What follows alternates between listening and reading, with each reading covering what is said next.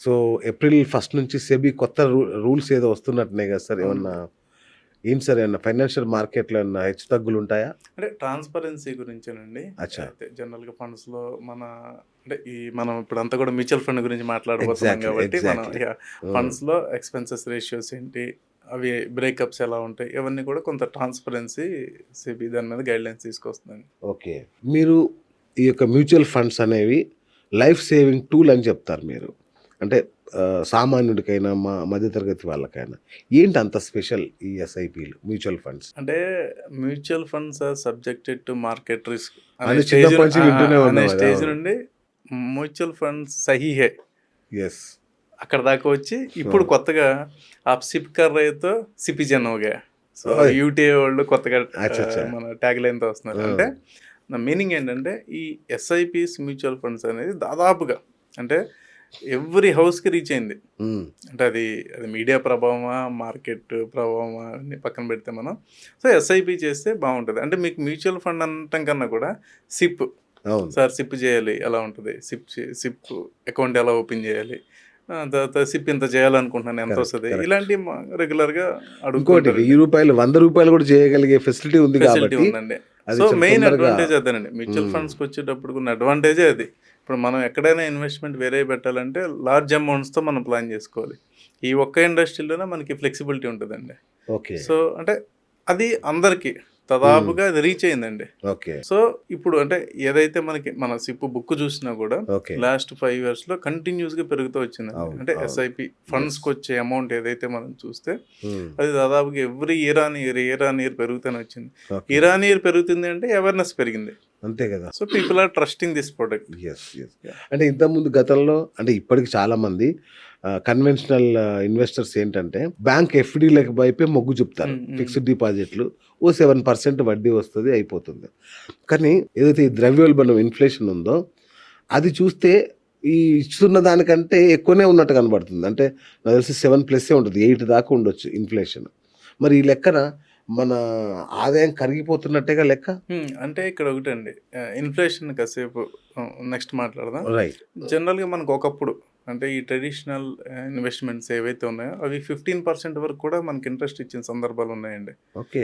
5 ఇయర్స్‌లో ఇందిరా వికాస్ పత్రాలో గాని, అచ్చచ్చా! అంటే ఓకే. సేవింగ్స్ అనే ఒక హ్యాబిట్‌ని పెంచడానికి ఒకప్పుడు మంచి ఇంట్రెస్ట్ రేట్స్ ఇచ్చారు. హ్మ్. సో, ఆ ఇంట్రెస్ట్ రేట్స్ మెల్లమెల్లగా తగ్గుతా ఇప్పుడు మనం 6.5, 7%కి వచ్చింది. అవును. సో, ఇప్పుడు ఒక ఫైనాన్షియల్ అవేర్‌నెస్ ఏమొచ్చిందంటే అందరికి ఇన్‌ఫ్లేషన్ అనే పదం అర్థమైంది. యెస్. సో, ఇన్‌ఫ్లేషన్‌తో పాటు నాకొచ్చే రిటర్న్ సరిపోతుందా లేదా అనేది కూడా అందరికి యెస్. అర్థమైందండి. పక్కాగా సో అర్థమైంది. అవును. యాహ్! సో, ఇప్పుడేంటంటే ఇన్‌ఫ్లేషన్ అనంగానే జనరల్‌గా మనం ఇన్‌ఫ్లేషన్ డేటాని పక్కన పెడితే ఒక్కొక్కళ్ళకి ఒకలా ఉంటది కదండీ. అవును. ఇప్పుడు హౌస్ ఇన్‌ఫ్లేషన్స్ ఉంటది. కరెక్ట్. మెడికల్ ఇన్‌ఫ్లేషన్ ఉంటది. అవును. సో, ఇలా చూసుకుంటే మనకి చెప్పిన పర్సెంటేజ్ మీద కూడా కొంచెం పెరగొచ్చు. హ్మ్. అంటే ఇప్పుడు మనకి ఇన్‌ఫ్లేషన్ అచ్చా! 6.5% ఉందనుకోండి. అవును. సపోజ్ మెడికల్ ఎక్స్‌పెన్సెస్ మనకి ఎక్కువ అవుతున్నాయి అనుకోండి. మెడికల్ ఇన్‌ఫ్లేషన్ ఎలా ఉంది? హ్మ్. రెంటల్ ఇన్‌ఫ్లేషన్ ఎలా ఉంది? అచ్చా! అలాగే మనం కొనే ఏ వస్తువులు మనం ఎక్కువ కన్జ్యూమ్ చేస్తున్నాము? ఓకే. దాని మీద ఇన్‌ఫ్లేషన్ ఎలా ఉందో చూసుకుంటే ఒక్కొక్కసారి 1, 2% ఎక్స్‌ట్రా కూడా మనకు కనిపించొచ్చండి. ఓహ్!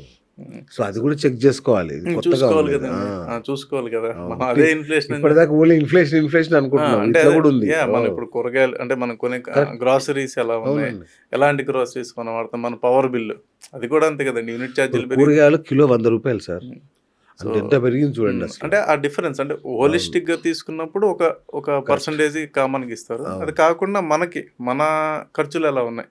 లాస్ట్ ఇయర్ ఎలా ఉన్నాయి? ఇప్పుడు మనం వాడే ఎంత పర్సెంట్ పెరుగుతుందనేది కూడా మనం కాలిక్యులేట్ చేసుకున్నప్పుడు ఒక్కోసారి కొంచెం ఎక్కువ అనిపిస్తదండి. కరెక్ట్. 7, కరెక్ట్. 1, 2% ఎక్కువ అనిపించొచ్చు. హ్మ్. సో, దాన్ని బట్టి మనం ఖచ్చితంగా దానికన్నా ఎక్కువ రావాలి అనేది కదా! వాళ్ళ ఫైనాన్షియల్ అవేర్‌నెస్ అందరికొచ్చింది. అది సంతోషం. అందరికొచ్చేసింది. అదే ఓకే. గదా! యాహ్! అందుకని people are looking other things. Hmm. అంటే ట్రెడిషనల్‌గా, కన్వెన్షనల్‌గా ఉన్నటువంటి బాండ్స్ గానివ్వండి, ఎఫ్‌డీలు గానివ్వండి, ఆర్‌డీలు గానివ్వండి, ఆర్ ఎనీ గవర్నమెంట్ సెక్యూరిటీస్ గాని వీటన్నిటిని దాటి నెక్స్ట్ ఏముందని చూసినప్పుడు ఈజీగా, ఫ్లెక్సిబుల్‌గా, కంఫర్టబుల్‌గా మన అకౌంట్‌లో మనకుంటే మ్యూచువల్ ఫండ్స్. హ్మ్. సో, ఇది మనకి హిస్టారికల్ డేటా గూడా ఉంది ఇవాళ.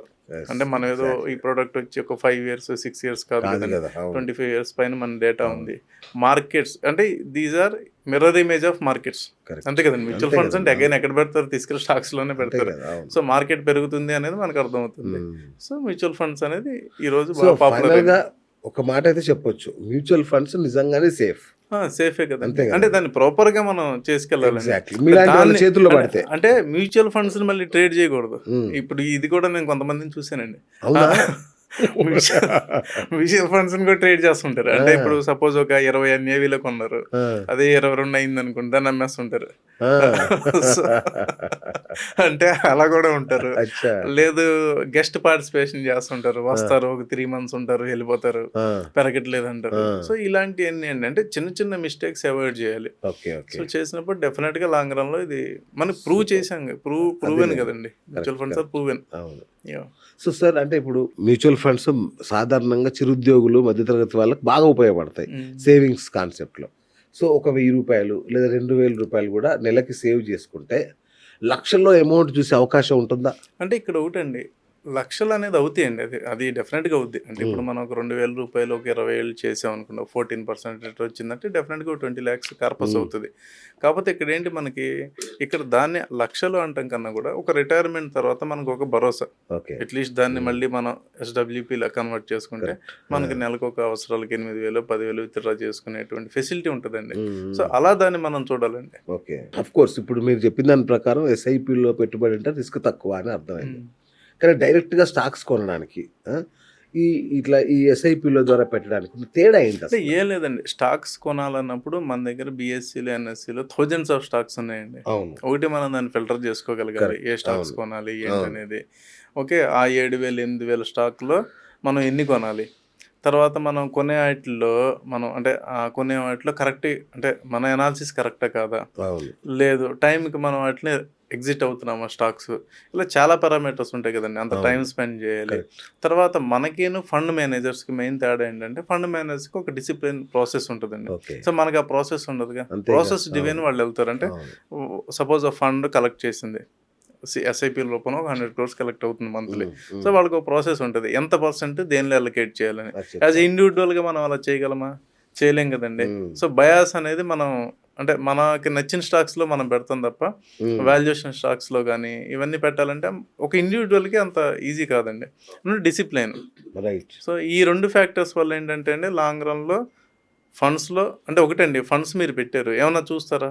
నో. మీ అమౌంట్ మీరు పెట్టుకుంటారు, మంత్లీ ఒక 5,000 అంతే. 10,000 20,000 పెట్టుకుంటారు, అది కట్ అవుతుందా లేదా, మిగతాది మీకు సంబంధం లేదుగా. సంబంధం మీకు లేదు. యూనిట్స్ అలర్ట్ అవుతాయి, ఎంత యూనిట్స్ హ్యాపీగా ఉంటుంది, నిశ్చింతగా ఉంటుంది. ఇచ్చింది. అవును. స్టాక్స్ అనుకోండి, ఒక స్టాకు ఫండ్ మేనేజర్ కొంటాడు, ఫండ్ మేనేజర్ కూడా అగైన్ స్టాక్స్లోనే పెడతాడు. Of course. కానీ ఫండ్ మేనేజర్కి ఒక 30% స్టాక్ పడినా ఫండ్ మేనేజర్ కాన్ఫిడెంట్గా ఉంటాడండి. అది. అంటే ఇప్పుడు మనం ఐటీ సెక్టర్ చూస్తున్నాం మనం, అవును. Right. IT sector best example. మనం ఐటీ చూస్తే last 1 yearలో 35 to 38% IT stocks correction జరిగింది, రైట్. ఓకే. పండి కదండి. ఇప్పుడు అవును. ఏఐ అవును. వల్ల చాలా చాలా, మనకి అవును. ప్రాబ్లం ఫేస్ చేస్తున్నాం. సో ఈ సెక్టార్ మీద మనం ఎలా టేక్ తీసుకుంటాం? సపోజ్ మనకున్న రిసోర్సెస్ ఆఫ్ ఇన్ఫర్మేషన్ కానివ్వండి, రైట్. మనకున్నటువంటి అనాలిసిస్ కానీ కరెక్ట్గా లేదనుకోండి, మనం ఏం చేస్తాం, ప్యానిక్లో అమ్మేస్తాం. కానీ అమ్మేస్తాం. ఫండ్ మేనేజర్లు అలా కాదు కదా. అసలు మన స్టెప్స్ ఎలా తీసుకుంటున్నారు, సెక్టార్ ఎంతవరకు ఇంపాక్ట్ ఉంటుంది ఏంటి, నిజంగానే జాబ్స్ మీద ఇంపాక్ట్ ఉంటుందా, లేదా అసలు మార్జిన్స్ మీద ఇంపాక్ట్ ఉందా, లేదా గ్రోత్ రేట్ మీద ఇంపాక్ట్ ఉందా. ఒకటి మన companies 2 to 3% estimated growth rate అవును. ఇచ్చినాయండి. అవును. సో గ్రోత్ రేటేనా, ఇంకా అదర్ ఫ్యాక్టర్స్ కూడా ఉన్నాయా, Hmm. ఇలా వాళ్ళంతా అనాలిసిస్ చేస్తారు. కాబట్టి వాళ్ళు అవసరమైతే దాన్ని హోల్డ్ చేస్తారు, లేదంటే మళ్ళీ బై Correct. చేస్తారు, ఇవన్నీ అవును. చేస్తారు. అవును. ఒక ఇండివిజువల్గా మనం అంత డెసిషన్ మేకింగ్ తీసుకోగలం అంటే మనకి ఛాన్స్ అంటే లేదు, అదొక్కటే నాలెడ్జే కాదు. ఉండదు కదా. అదొక్కటే కాదు కదండి. ఇప్పుడు ఆ. ఒక పక్క ఐటీ నడుస్తుంది, టారిఫ్ ఇష్యూ నడుస్తుంది, తర్వాత మన ఇంటర్నల్ కన్జంప్షన్ నడుస్తుంది. అవును. సో ఇలా డిఫరెంట్ పారామీటర్స్ ఉంటాయి కాబట్టి అది Yes. అట్లా మనం డెసిషన్ తీసుకోలేం కాబట్టి right. So better to go for funds.